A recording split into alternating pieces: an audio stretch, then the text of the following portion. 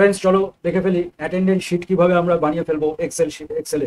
তো attendance sheet বানানোর জন্য প্রথমে আমাকে এখানে একটা হেডার করে ফেলতে হবে, যেটা আমি অলরেডি করেছি, আর কিছু নাম আমি লিখে দিয়েছি।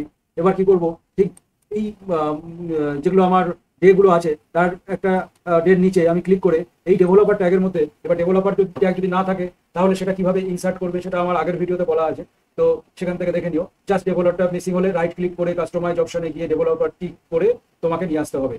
আচ্ছা, এবার ধরো এখানে আমি ক্লিক করলাম, করে ইনসার্ট ট্যাবে গেলাম, গিয়ে এখান থেকে চেক বক্স নিয়ে এখানে আমি যেই ক্লিক করব এখানে, তারপরে এটাকে তুমি প্রেস করে দাও, এটাকে মুছে দিতে পারো, এটাকে মুছে দিলে দিয়ে তুমি এটাকে এইভাবে প্লেস করে দিতে পারো, এইভাবে প্লেস করে দিলে। এবার এবার কি করতে হবে, ধরো আমি এটাকে কপি করে নিচ্ছি, কন্ট্রোল-C কন্ট্রোল-V করে তুমি এটাকে কপি করে নিয়ে এখানে পেস্ট করে দিলে। যে কটা আছে বা যে কটা তোমার লাগবে এইভাবে তুমি পেস্ট করতে পারো। তারপরে পুরোটাকে ধরে এখানে এই পুরো যতগুলো আছে পুরোটাকে এইভাবে সিলেক্ট করে কন্ট্রোল-C করে এখান থেকে কন্ট্রোল-V মারলে তোমার পুরোটা চলে আসবে এইভাবে।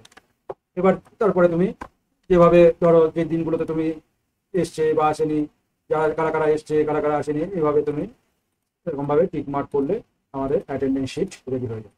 তো এরকম এই এক্সেলের আরও যদি সুন্দর সুন্দর ট্রিক্স পেতে চাও তাহলে সাইবার শিক্ষাকে অবশ্যই ফলো করো, আর ভিডিওটা ভালো লাগে তাহলে একটা লাইক অবশ্যই